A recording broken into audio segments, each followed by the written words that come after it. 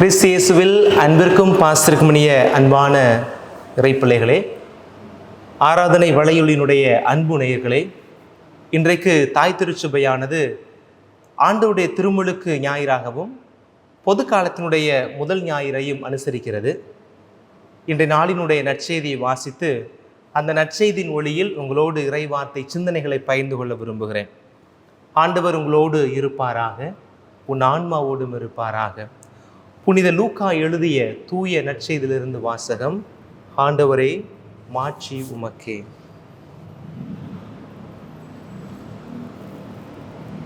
அக்காலத்தில் மக்கள் மீட்பரை எதிர்பார்த்து கொண்டிருந்தார்கள். ஒருவேளை யோவான் மெசியாவாக இருப்பாரோ என்று எல்லோரும் தங்களுக்குள் எண்ணிக்கொண்டிருந்தார்கள். யோவான் அவர்கள் அனைவரையும் பார்த்து, நான் தண்ணீரால் உங்களுக்கு திருமுழுக்கு கொடுக்கிறேன், ஆனால் என்னை விட வலிமை மிக்க ஒருவர் வருகிறார், அவருடைய மிதி அடி வாரை அவிழ்க்க கூட எனக்கு தகுதி இல்லை. அவர் தூய ஆவி என்னும் நெருப்பால் உங்களுக்கு திருமுழுக்கு கொடுப்பார். மக்கள் எல்லோரும் திருமுழுக்கு பெறும் வேளையில் இயேசுவும் திருமுழுக்கு பெற்று இறைவனிடம் வேண்டிக் கொறிந்த பொழுது வானம் திறந்தது. தூய ஆவி புறாவடிவில் தோன்றி அவர் மீது இறங்கியது. அப்பொழுது, என் அன்பார்ந்த மகன் நீயே, உன் பொருட்டு நான் பூரிப்படைகிறேன் என்று வானத்திலிருந்து ஒரு குரல் ஒலித்தது. ஆண்டவரின் அருள்வாக்கு. கிறிஸ்துவே உமக்கு புகழ். பிரியமான இறைப்பிள்ளைகளே, இன்றைக்கு வாசிக்கப்பட்ட இந்த நற்செய்தி வாசகம் பெரும்பாலான நேரங்களில் குருக்களுடைய அருட்பொழிவு, திருத்தொண்டராக இருந்து குருவாக அருட்பொழிவு செய்யப்படக்கூடிய அந்த குருத்துவ அருட்பொழிவில் பல நேரங்களில் இந்த இறைவார்த்தை பகுதியானது எடுக்கப்படும். அப்படி இல்லைன்னா இந்த திருமுழுக்கானது 4 நற்செய்திகளிலேயே வருகிறது. அதனால ஏதாவது ஒரு பகுதியை எடுத்து தான் பெரும்பாலும் வாசிப்பாக. இன்னைக்கு ஆண்டுடைய திருமுழுக்கை கொண்டாட அந்த நல்ல நாளில் கடவுளுடைய வார்த்தையை உங்களோடு பகிர்ந்து கொள்ள விரும்புகிறேன். முதல் காரியமாக நான் சொல்ல விரும்புவது, இந்த 3 விழாக்கை நினைச்சு பாருங்க. கிறிஸ்து பிறப்பு, திருக்காட்சி பெருவிழா, ஆண்டவருடைய திருமுழுக்கு. இதை எப்படி நம்ம தொடர்புபடுத்தலாம் அப்படின்னா, கிறிஸ்து பிறப்பு என்பது எப்படி நம்ம புரிந்து கொள்வது? ஆண்டவருடைய தன்னிலை வெளிப்பாட்டை யூதர்களுக்கு சொன்னது. God's self revelation to the Jews. யூத மக்களுக்கு கடவுள் தன்னையே வெளிப்படுத்தியது கிறிஸ்து பிறப்பு என்றும், God's revelation to the Gentiles, புறவினத்து மக்களுக்கு கடவுள் தன்னை வெளிப்படுத்தியதை திருக்காட்சி பெருவிழா என்றும், God identifying himself with a repentant sinner, மனமாறிய அல்லது மனமாற்றத்திற்கு ஏங்கக்கூடிய பாவிகளோடு ஆண்டவர் தன்னை அடையாளப்படுத்தி கொண்டதுதான் திருமுழுக்குடைய விழா என்று இந்த 3ஐயும் இப்படி பிரித்து பார்ப்பவர்களும் உண்டு. அதில் ஒரு உண்மை இருப்பதாக நானும் உணர்கிறேன். பிரியமான இறைப்பிள்ளைகளே, 4 நற்செய்தியில் இடம்பெற்றிருக்கிற இந்த பகுதி என்பதனால் இயேசுடைய திருமுழுக்கு ஆணித்தரமான உத்தரவாதத்தோடு இருக்கக்கூடிய, சந்தேகத்திற்கு இடமில்லாமல் நடந்த ஒரு நிகழ்வு. அந்த யோர்தான் நிகழ்வு என்பது, யோர்தானில் நடந்த ஆண்டவரின் திருமுழுக்கு என்பது, அந்த அபிஷேக நிகழ்வு என்பது உண்மையான ஒன்று என்பதற்கு இந்த 4 நற்செய்தியிலும் இடம்பெற்றிருப்பது ஒரு சாட்சியமாக பார்க்கப்படுகிறது. இந்த திருமுழுக்குல என்ன முக்கியமானதாக பார்க்கணும்னா, தந்தை, மகன், தூய ஆவி, நம்ம 3ஐயுமே ஏற்றுக்கொள்கிறோம் இல்லையா? அந்த மூவொரு கடவுள் கொள்கை, the Trinitarian concept of God அப்படின்னு சொல்லப்படக்கூடிய தந்தை, மகன், தூய ஆவியானவர் என்கிற அந்த 3 பதமும் ஒரே நிகழ்வில் முதல் முறையாக வெளிப்படுத்தப்பட்டது இந்த இடத்தில். இதுக்கப்புறம் ஒரு சில நிகழ்வுகள் இருந்தாலும் முதன்முறையாக தந்தை, மகன், தூய ஆவி இந்த மூவரும் ஒரே இடத்தில் சங்கமமானது இங்குதான். வார்த்தையாம் கடவுளாக தந்தை சொல்லுகிறார், நீரே என் அன்பார்ந்த மகன், உன்னிடம் நான் பூரிப்படைகிறேன். மற்ற நற்செய்தியில் இவரே என் அன்பார்ந்த மகன், இவரிடம் நான் பூரிப்படைகிறேன் அப்படின்னா அங்கு இருக்கிறவர்களுக்கு சொல்வது போல இருக்கும். ஆனால் லூக்கா நற்செய்தி அது தந்தையாம் கடவுள் மகனிடமே சொன்னது போல, நீரே என் மகன், உன்னிடம் நான் பூரிப்படைகிறேன் அப்படின்னு வச்சிருக்கிறார். அப்போ தந்தையாம் கடவுள் வார்த்தையாக தன்னுடைய வெளிப்படுத்துகிறார். அதன் தூய ஆவியானவர் புறாவடிவில் இறங்கி வருகிறார். அப்படி வருகிற ஆவியையும் வார்த்தையையும் மகனானவர் உள்வாங்குகிறார். தந்தை, தூய ஆவியும் மகனும் சங்கமிக்கிற இடமாக இயேசுடைய திருமுழுக்கு நமக்கு பார்க்கப்படுகிறது. எல்லாருக்கும் இருக்கிற இயல்பான ஒரு கேள்வி என்ன அப்படின்னா, சாமி, நாம திருச்சபையை சார்ந்திருக்கிறோம், கத்தோலிக்க திரு அவையை சார்ந்திருக்கிறோம், ரோமன் கத்தோலிக்க திரு அவையை சார்ந்திருக்கிறோம். இயேசு சொன்னதையெல்லாம் செய்யுங்கள் என்று நீங்க எங்களை சொல்றீங்க, இதை என் நினைவாக செய்யுங்கள் அப்படின்னு ஆண்டவர் சொன்னார்.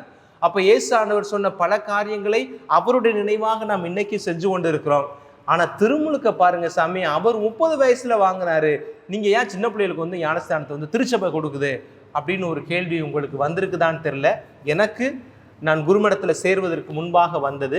அதற்கான விளக்கத்தை நான் பின்னாளில் படித்தும் என்னுடைய பேராசிரியர்கள் சொல்வதிலிருந்தும் அனுபவத்திலிருந்தும் நான் கற்றுக்கொண்டேன். ஒரு காரியம் தெளிவாக வச்சுக்கோங்க, கத்தோலிக்க திருச்சபையில் நாம கொடுக்கிற, நம்ம பிள்ளைகள் வாங்குகிற, நாம வாங்கியிருக்கிற திருமுழுக்கும் இயேசுடைய திருமுழுக்கும் ஒன்றுக்கு ஒன்று சம்பந்தம் இல்லாத ஒன்று. அதை நீங்கள் புரிந்து கொள்ள வேண்டும். முதல் காரியம், எப்படி ஃபாதர் இயேசுடைய வாழ்க்கையோடு தொடர்பு இல்லாத ஒன்றை நம்ம வாங்குறோம்? இல்லைன்னா அப்படி இல்லை. நாம வாங்குற திருமுழுக்கு அருள் அடையாள திருமுழுக்கு. நம்முடைய திருமுழுக்கு என்ன நடைபெறுகிறது? ஆண்டவருடைய அருளை நாம் பெறுகிறோம். அந்த அருளை பெறுவதினால் ஆதி பெற்றோரிடமிருந்து பெற்றிருந்த அந்த பாவமானது வெளியே போகிறது. இந்த அருள் வருவதனால் இந்த இருள் வெளியிலே போகிறது. இருள் என்பது ஒரு பாவமாக வைத்துக் கொள்ளுங்கள். ஆதி பெற்றோரிடமிருந்து பெற்றுக்கொண்ட இந்த ஆதி பாவம், இந்த அருள் வருவதனால், இந்த திருமுழுக்குல இந்த அருளடையாளத்துல நம்ம பெறுகிற அருளினால இந்த பாவத்தின் இருள் நம்மை விட்டு போகிறது. நம்முடைய திருமுழுக்கு நடைபெறுகிறது. தந்தை மகன் தூய ஆவியின் பெயரால் உனக்கு நான் பிரிட்டோன்னு பேர் வைக்கிறேன், பிரிட்டோ தந்தை மகன் தூய ஆவியின் பெயரால் நான் உன்னை கழுவுகிறேன் அப்படின்னு ஃபாதர் சொல்லுகிற அந்த நேரத்தில் என்னுடைய பாவம் என்னை விட்டு அற்று போகிறது. எங்கிருந்து பெற்றுக்கொண்ட பாவம்? ஆதி பெற்றோரிடமிருந்து நான் பெற்றுக்கொண்ட அந்த பாவம் என்னை விட்டு வெளியே போகிறது. இயேசுவுக்கு அங்கே தேவையே இல்லையே. அவர் எந்த பாவத்தை பெற்றுக்கொண்டு வந்தார்? இல்லை, அவர் பாவத்திலிருந்து நம்மை விடுவிப்பதற்காக வந்த இறைமகன். அவர் பாவமறியாதவராக இருக்கிறார். அவருக்கு எழுதப்ப திருமுழுக்கு அப்படின்னா இயேசுடைய திருமுழுக்கு அருள் அடையாள திருமுழுக்கு இல்லை அப்படின்றத முதல்ல நீங்க புரிந்து கொள்ளுங்க. அப்ப என்ன திருமுழுக்கு? அது ஒரு அடையாள திருமுழுக்கு. அப்பாக்ரிஃபுகள் புக்குன்னு சொல்லப்படக்கூடிய திருமுறை சாராத நூல்களில் இருக்கிற ஹீப்ரூக்கு எழுதிய நற்செய்தி, எபிரேயருக்கு எழுதிய நற்செய்தின்னு ஒன்று இருக்கு. அதில் சொல்லப்பட்டிருக்கிறது, இயேசுடைய திருமுழுக்கு எதற்காக என்றால் அவருடைய தாயையும் கூட இருக்கிற அந்த சீடர்களையும் உறவினர்கள சகோதரர்களையும் மகிழ்ச்சிப்படுத்துவதற்காக, டு ப்ளீஸ் த மதர் அப்படின்னு அவர் சொல்லியிருக்கிறாங்க. அது ஒரு விதத்தில் ஏற்றுக்கொள்ளப்படலாம். என்னுடைய மகன் இந்த சமூகத்தின் ஒரு அங்கமாக இருக்கிறான், எனக்கு தெரியும் என்னுடைய மகன் இறைமகன் என்று, இந்த சமூகம் எப்படி அவனை ஏற்றுக்கொள்ளும் அப்படின்னு ஒரு அங்கலாய்ப்போடு இருக்கிற பொழுது அந்த திருமுழுக்கை பெறுவதன் மூலமாக நானும் இந்த சமூகத்தோடு ஒருவனாக இருக்கிறேன் என்பதை தன்னுடைய தாய்க்கு வெளிப்படுத்துவதன் மூலமாக இந்த சமூகத்தில் அங்கீகாரத்தை வெளிப்படுத்தக்கூடிய ஒன்றாக பார்க்கப்படுகிறது. இயேசுடைய திருமுழுக்கு அடையாள திருமுழுக்கு. எதனுடைய அடையாளம்? நான் இந்த சமூகத்தில் என்னை அடையாளப்படுத்திக் கொள்கிறேன் என்பது தான். இங்கே பாவத்துக்கு வேலையே இல்லை. ஆனால் இங்கே இன்னும் நடக்குது. என்ன அப்படின்னா, இயேசுடைய திருமுழுக்கானது அவருடைய பணி வாழ்வுக்கான ஒரு வாயிலாக இருக்கிறது. இயேசுடைய திருமுழுக்கு அவருடைய 30 சொல்லுவாங்கல்ல, 12 வயதுலேருந்து 30 வயசு வரை எங்கே இருந்தார் அப்படின்னா தன்னை தகவமைத்துக் கொள்ளுகிறார். அறிவிலும் ஞானத்திலும் பெற்றோரோடு இருந்து பெற்றோருடைய ஆலோசனைப்படி வளர்ந்து இறை வல்லமையில் வளர்ந்திருக்கிறார். இப்போ 30வது வயதில் திருமுழுக்கு என்பது த பப்ளிக் மேனிஃபெஸ்டேஷன். முதன்முறையாக தன்னை தன் தந்தையானவரை இந்த உலகத்திற்கு அவரை அறிமுகப்படுத்தக்கூடிய நிகழ்வாக அவருடைய திருமுழுக்கு அமைந்திருக்கிறது. பணிவாழ்வின் தொடக்கம், the gateway of his ministry அப்படின்னு நீங்கள் நினைத்து கொள்ளலாம். அப்போ நம்முடைய திருமுழுக்கானது கத்தோலிக்க திருச்சபை என்கிற ஒரு மிகப்பெரிய ஒரு குடும்பத்திற்குள்ளாக நுழைவதற்கான ஒரு வாயிலாக நம்முடைய திருமுழுக்கு இருக்கிறது.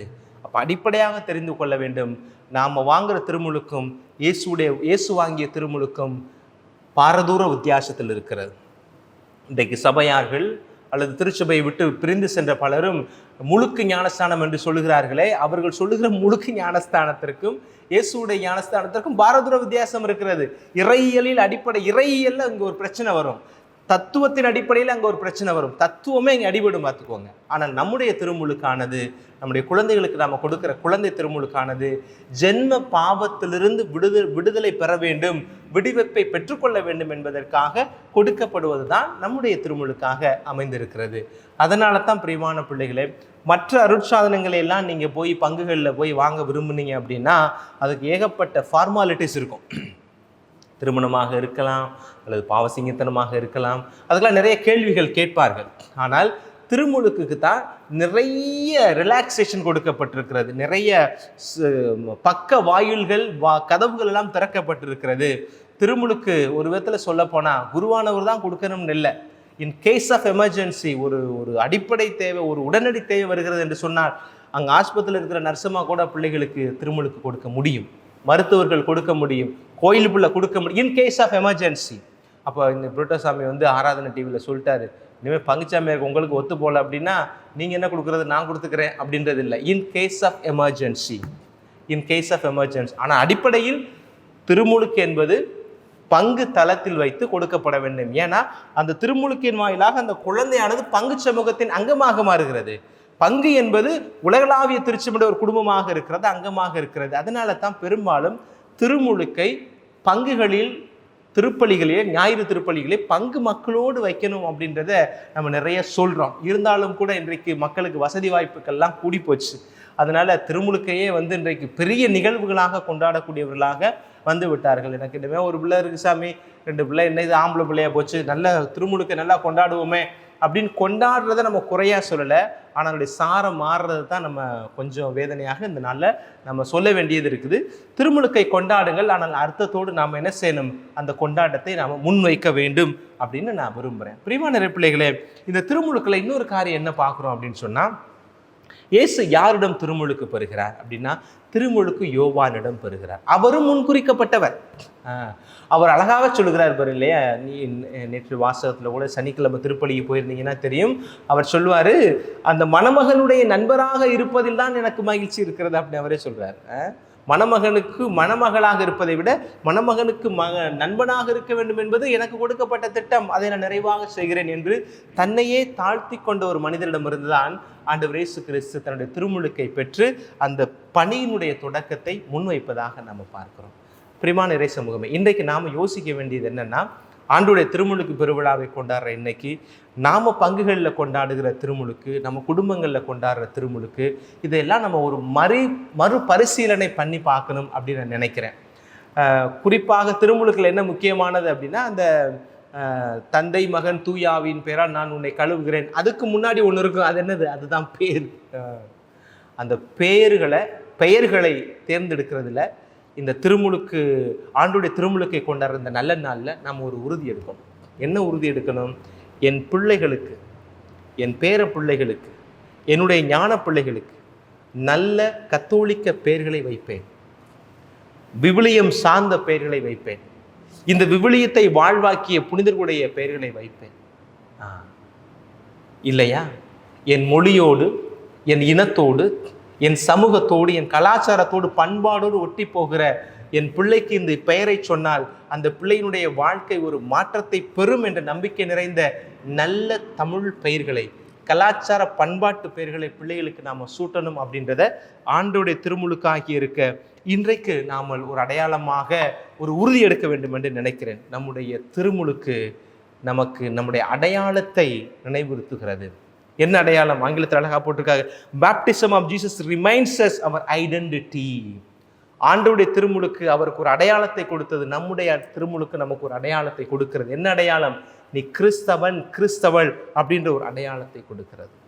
அந்த அடையாளத்தை நம்முடைய வாழ்க்கையில் பின்னாளில் வாழ்வதற்கு முன்பாக நாம் பெயரில் தாங்கி இருக்கிறோமா, அல்லது பெயரிலே தாங்கி நிற்பதற்கு பிள்ளைகளுக்கு தகுந்த பெயர்களை வைக்கிறோமா அப்படின்றத இன்னைக்கு நாம நினைத்து பார்க்க வேண்டும் அப்படின்னு நினைக்கிறேன்.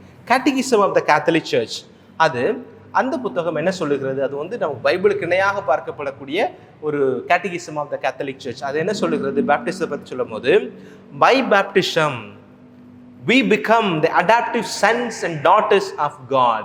திருமுழுக்கின் மூலமாக கடவுளின் தத்தெடுக்கப்பட்ட பிள்ளைகளாக, மகனாக, மகளாக நாம் மாறுகிறோம். Brothers and sisters of Jesus, இயேசுவின் சகோதர சகோதரிகளாக மாறுகிறோம். அதையும் கடந்து மெம்பர்ஸ் ஆஃப் த சர்ச், திருச்சபையினுடைய அங்கமாக மாறுகிறோம். ஹெயர்ஸ் ஆஃப் ஹெவன், விண்ணகத்தின் வாரிசாக மாறுகிறோம். Temples of the Holy Spirit, ஆவியானவருடைய கோவிலாக நாம் மாறுகிறோம். என்ன அழகான ஒரு இல்லையா?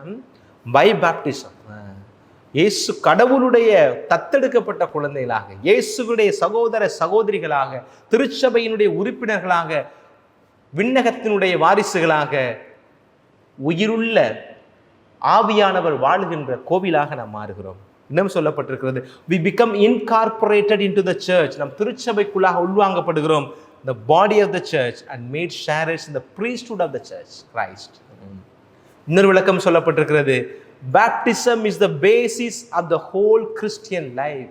அப்ப திருச்சபையில் நீ அங்கமாக மாறுகிறோம் என்று சொன்னால் எது அடிப்படை? திருமுழுக்கு தான் அடிப்படை. திருமுழுக்கு தான் அடிப்படை. திருமுழுக்கு வாங்காம நீங்கள் வாங்குற எந்த அருளடையாளமுமே இன்வேலிடாக மாறி போய்விடும்.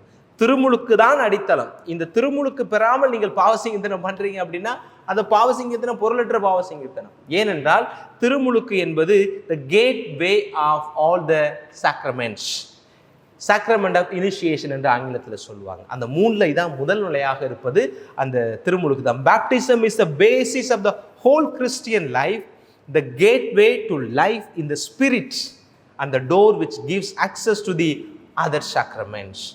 திருமுழுக்கு பெறாமல் நீங்கள் பெறுகிற எந்த அருள் அடையாளமும் செல்லாது. திருமுழுக்கு பெறாமல் நீங்கள் எந்த அருள் அடையாளத்தையும் பெற முடியாது. ஏன்னா அதுதானே கேட்டு, அந்த வாயில் அடைக்கப்பட்டு விடுகிறதே. அதனால தான் திருமுழுக்கு பெறுகிற பொழுது நம்ம பிள்ளைகளுக்கு நம்ம மறுக்கிறதே இல்லை. திருமுழுக்கு கேட்கிற பொழுது பிள்ளைகளுக்கு மறுப்பு தெரிவிக்கிறதே இல்லை. இப்போ ரொம்ப சமீபமாக எனக்கு என் பங்கில் ஒரு நிகழ்வு நடந்துச்சு.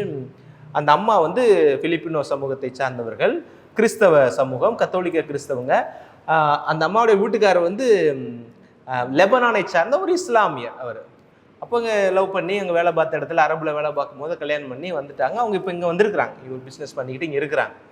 அப்போது அந்த குழந்தைக்கு இப்போ 3 வயது ஆகுது. எங்கள் ஆஃபீஸ்க்கு போயிருக்கிறாங்க. ஆஃபீஸில் போய் கேட்கும் போது அப்பா பேர் முஸ்லீமாக இருக்கிறனால கேட்டிருக்கிறாங்க, உங்கள் பேர் முஸ்லீமா, நீங்கள் முஸ்லீமாக இருக்கிறீர்கள், இந்த பிள்ளைக்கு நீங்கள் திருமுழுக்கு கேட்குறீங்க, திருமுழுக்கு வாங்கிட்டு இந்த பிள்ளைய கிறிஸ்தவ பிள்ளையா நீங்கள் வளர்ப்பீங்களா அல்லது வளர்றதுக்கு நீங்கள் வாய்ப்பு கொடுப்பீங்களா அப்படின்னு கேட்கும்போது அவர் ஒரே வார்த்தையில் சொல்கிறார், அது என் கையில் இல்லை அப்படின்ட்டார். இப்போதைக்கு என் மனைவி கேட்குறா, எனக்கும் ஓகே, இந்த ஒரு கிறிஸ்தவ நாட்டில் இருக்கும் போது என் பிள்ளையும் ஒரு கிறிஸ்தவ பிள்ளையா இருக்கிறதுல எனக்கு சந்தோஷம். ஆனால் இது கிறிஸ்தவ பிள்ளையா பின்னாடி இருக்குமா அப்படின்றதுக்கு நான் எப்படி உத்தரவாதம் கொடுக்க முடியும்? அதனால முடியாதுன்னு சொன்னோன்னா ஆஃபீஸில் அனுப்பி விட்டாங்க. அப்போ நாங்கள் கொடுக்க முடியாது, நீ போய் ஃபாதரை பாருங்கன்ட்டு. அவர் கடுப்பில் திட்டிக்கிட்டு வந்தவர், நான் வரும்போதே அவர் மனைவியை பிக்கப் பண்ணுறதுக்காண்டி வெளியில் நின்றுக்கிட்டு இருந்தார். அப்போ ஒரு வெளிநாட்டுக்காரராக இருக்கிறாரு அப்படின்னு சொல்லிட்டு நான் பார்த்துட்டு பேசினேன். அவரை நம்ம வெளிநாட்டுக்காரர் நம்மனால அவர் என்கிட்ட பேசிகிட்டு இருக்கும் போது இந்த மாதிரி ஆஃபீஸில் நடந்த நிகழ்வையும் தன்னுடைய மகளுக்கு திருமுழுக்கு எப்படி மறுக்கப்பட்டது அப்படின்றதே அவர் சொன்னார். அவர் சொன்னால் இது தவறான ஒரு வழிகாட்டுதலாக இருக்குது, கட்டாயம் சொல்லியிருக்க மாட்டாங்களே அப்படின்னு. அப்புறம் ஆஃபீஸில் போய் என்கொயரி பண்ணி ஆமாம் ஃபாதர் அப்படின்னாங்க. சரி, அப்போ நான் பங்குசாமியார்ட்ட பேசுகிறேன்னு சொல்லிட்டு நான் பங்கு தந்தைகிட்ட சொன்னேன்.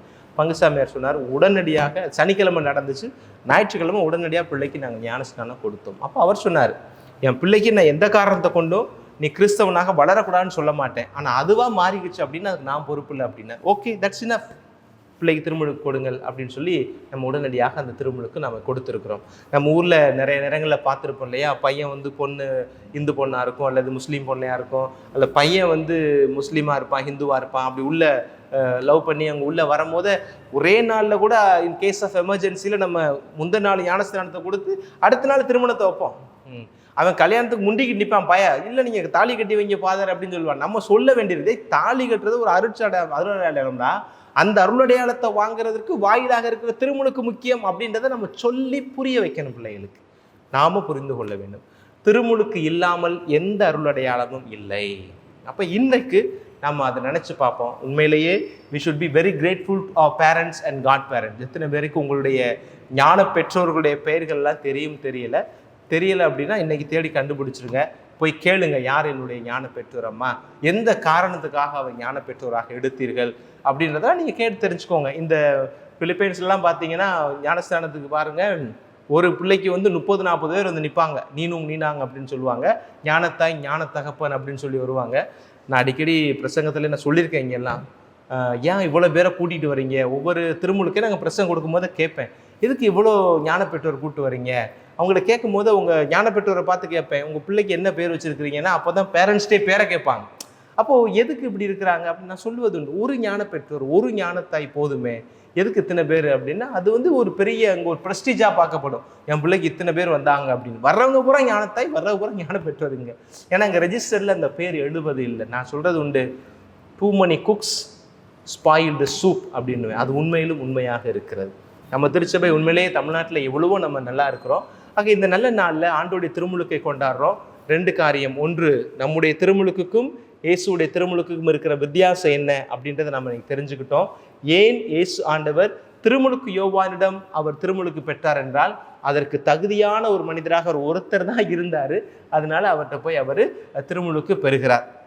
3வது காரியம், இன்றைக்கு திருமுழுக்கு ஆண்டோடைய திருமுழுக்கை கொண்டாடுற நல்ல நாளில் நம்முடைய திருமுழுக்கில் நமக்கு நின்ற பெற்றோர்களுக்காக இன்னைக்கு நன்றி சொல்ல வேண்டும்.